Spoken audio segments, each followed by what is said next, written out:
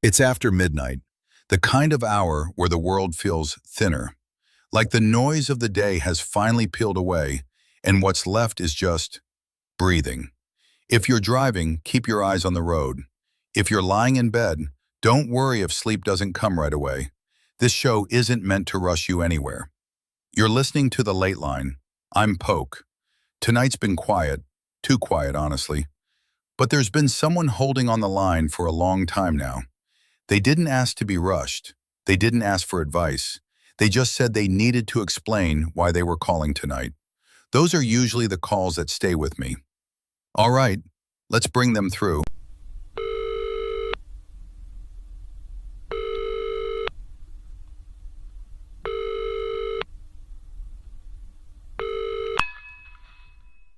Hello? You're on. Take a breath. What name do you want to use? You can call me Daniel. That's not my real name. I don't think I'm ready for that. That's fine, Daniel. What made tonight the night? I didn't think I ever would. Call, I mean. I've listened to your show on and off for years. Always late. Always when everyone else is asleep. It felt safer that way. But tonight marks 36 years since we left that house. And last week, something happened that made me realize I've been lying to myself about it ever since. What happened? My daughter asked me a question I couldn't answer. She's 9. She's never been to Connecticut. She's never even seen a picture of the place I grew up in. She asked me why the people in the walls were angry, and she described a room I haven't thought about in decades. All right, before we get into that, help us understand who you were back then, where your life was at. Okay, back then I was normal, or at least I thought I was. Early 20s, no kids, no real responsibilities except work and helping my parents when I could. We weren't poor exactly, but we were one bad month away from it. My younger brother, Matthew, he was 16, had epilepsy, severe, unpredictable. Hospital visits were routine. Ambulances didn't scare us anymore. My parents were exhausted. I was exhausted. We were all just surviving. So when my aunt called and said she knew of a big house in Connecticut, close to the hospital, cheap rent, newly renovated, it felt like someone had finally cut us a break. And you knew it used to be a funeral home? Yeah, she told us right away. We laughed about it actually. Dark humor. At least it's quiet, my dad said. We didn't grow up superstitious. My mom was religious, but in a quiet way. No talk of demons or ghosts, just prayer before bed. We told ourselves it was just a building, walls, floors. History didn't matter if the paint was fresh. The first night there was peaceful, almost too peaceful. The house was big, bigger than we needed. High ceilings, long hallways, doors that echoed when they closed. I remember standing in the living room, boxes everywhere, and thinking it felt like a museum after hours, like we were visitors, not owners. But that feeling passed, or I told myself it did. When did things start to feel off? Slowly. That's the worst part. It wasn't slamming doors or screaming or anything like that. It was little things. Sounds that didn't line up with reality. Footsteps above us when no one was upstairs. A chair scraping the floor in the dining room at 3 in the morning. We blamed the house settling. Old buildings do that. Then there was the smell. What kind of smell? Metallic, sweet almost, like pennies and wilted flowers. It would come and go, strongest at night, especially near the stairs leading down to the basement. My mom scrubbed everything, bleach, vinegar, baking soda. The smell always came back. She started lighting candles. That helped, a little. Matthew noticed things before any of us admitted it. He told my mom that people were watching him sleep. Not shadows, people, standing still just beyond the foot of his bed. We thought it was the seizures, or the meds. Hallucinations are common, they told us. But then he started describing them. How so? Their clothes, old-fashioned, dark stains around the chest and neck, and the way they didn't move unless he closed his eyes. He said if he opened them too fast, they'd be closer. My mom started sleeping in his room after that, a chair by his bed, Bible in her lap. That's when she heard the whispering. Not voices you could make out, just murmurs, like a crowd talking behind a wall.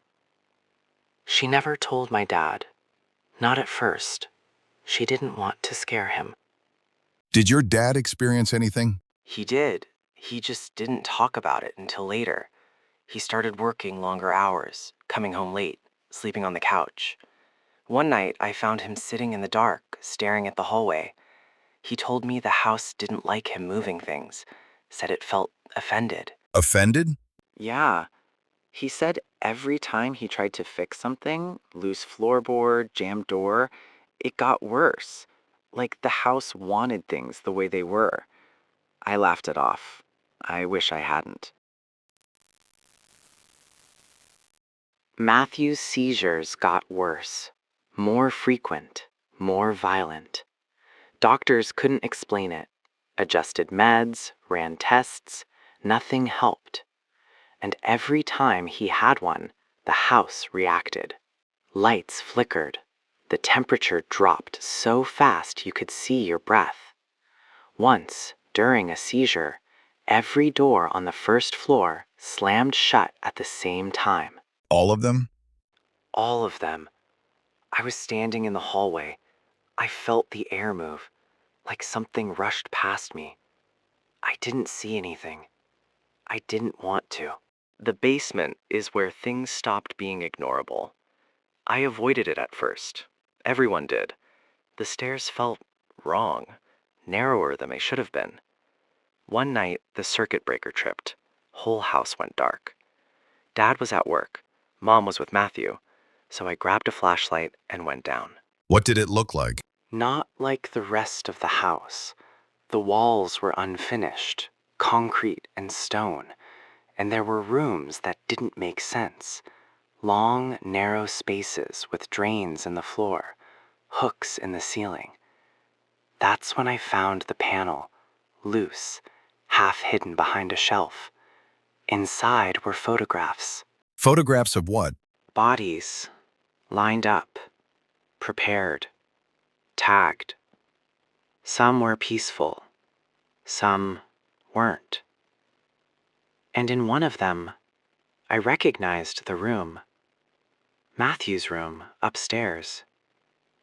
Except in the photo, there was a metal table in the center, and stains on the floor. Daniel, did you tell anyone? I did. That night. Everything came out at once. The smells, the whispers, the things Matthew had been saying. My mom started crying before I even finished. She said she'd seen faces in the mirrors, faces that weren't hers. My dad finally admitted he'd been hearing someone call his name from the walls. What did you do next? We called a priest. The first one walked through the house, stood in the basement for less than a minute, and left. He said the house was crowded. Crowded? With what? With the dead. He said they weren't at rest. That something there was feeding on the fear, on Matthew's illness. He refused to come back. Another priest came, then another. Matthew started speaking in voices that weren't his, names of people who died decades earlier. One night, he looked at me, really looked at me, and said they didn't want him to leave because he was already halfway there. Take your time, Daniel. Yeah. Sorry. Even after all these years, that part still sticks. Matthew said that about being halfway there. I remember this cold settling in my chest. Not fear exactly, More like recognition, like something in me knew he was telling the truth, even if I didn't want to accept it. That night, none of us slept. We tried. My mom prayed out loud, over and over, the same verses, like repetition alone could build a wall around us. My dad paced the hallway until the floorboards started to creak in a rhythm that didn't feel accidental anymore. And Matthew stared at the ceiling and smiled at things we couldn't see. He smiled? Yeah, not a happy smile, more like relief. He said they were quieter tonight, that they were listening. That's when the house started changing. Not physically, not in ways you could point to and say, see, this is wrong. It was more like pressure. The air felt thick, heavy, like walking underwater. Rooms felt smaller when you stayed in them too long. Hallways seemed longer than they had been the day before. And there was this constant sensation of being watched, not from one direction, but from everywhere at once. Did you ever try to leave before everything came to a head? We talked about it, quietly, in the kitchen, late at night. But Matthew couldn't be moved easily. The doctors warned us stress could trigger more seizures, and the hospital was so close. And then there was this feeling, like the house knew we were thinking about leaving. What makes you say that? Because the moment the idea became real, the house reacted. Doors started slamming in patterns. 3 quick bangs, always 3. Lights blew out one by one, even after we replaced the bulbs. And the smell, it got stronger. No longer just flowers and metal. There was rot underneath it now. Matthew's seizures reached a point where the doctors suggested keeping him sedated. That scared my mom more than anything else. One night during one of his worst episodes, something happened that I still can't fully explain. I was holding his shoulders down, trying to keep him from hurting himself. My mom was crying. My dad was on the phone with emergency services. And then Matthew stopped convulsing. He sat up, slowly, calmly, and he spoke. In his own voice? No, it was deeper, older. He said, "You should never have brought him here. Not me, him." And he looked straight at me when he said it. The lights went out, every single one. And in the darkness, I heard movement, not footsteps, more like shifting weight, dozens of bodies adjusting their stance. When the lights came back, Matthew collapsed. The paramedics arrived minutes later. They said his vitals were stable. No explanation. Is that when you decided to leave? Not yet. That's the terrifying part. Even after that, some part of us still clung to normalcy, to routine. But the house was done pretending. The following nights were active. That's the only word that fits. We heard crying from inside the walls. Not echoes, not imagination, distinct sobbing. Sometimes laughter followed. Once my dad opened a closet door and found it filled with dirt, damp, heavy dirt. It vanished the next morning. Did anyone else outside the family notice anything? Neighbors avoided the house. One woman across the street crossed herself every time she passed it. A delivery driver refused to come inside after dropping groceries. He said it felt like a churchyard after midnight. And Matthew? Matthew started drawing. He'd never been much of an artist before, but suddenly he couldn't stop. Page after page of figures standing in rows. No faces, just outlines. And always the same house. But the windows were filled with eyes. The night we finally left, it didn't feel like a decision. It felt like an escape. What happened? We were packing in a panic. No plan, just throwing essentials into boxes. Matthew was sedated, barely conscious. As soon as we started moving things out, the house reacted violently. Doors slammed shut on their own, windows rattled like they were about to shatter. My mom was thrown across the living room. I saw it happen. Something invisible hit her like a truck. Jesus. Yeah, I tried to open the front door and it wouldn't budge. It was like it had fused to the frame. Then the screaming started. From the walls, from the floors, from everywhere. Not one voice, hundreds. I remember thinking, this is what it sounds like when something doesn't want to be abandoned. We got out through the back. I don't know how. The moment we crossed the threshold, the noise stopped, like a switch had been flipped. Matthew collapsed in the yard. Another seizure. His last one. The ambulance took him away. We never went back inside. And after that? Matthew recovered. Completely. No more seizures, no meds. Doctors called it a miracle. My parents sold what little we had left and never spoke of the house again. We moved states, changed routines, changed everything.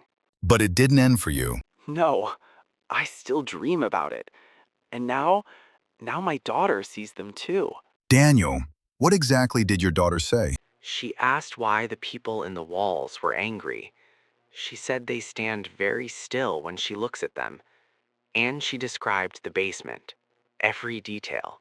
The narrow rooms, the drains, the hooks. Thank you for telling us this. I know that wasn't easy.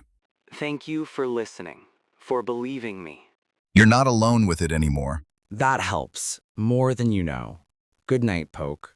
Good night, Daniel. Sometimes places don't just witness suffering. Sometimes they learn from it. If you're listening tonight and something in this story felt uncomfortably familiar, trust that feeling. This has been The Late Line. I'm Poke. Sleep when you can. Good night.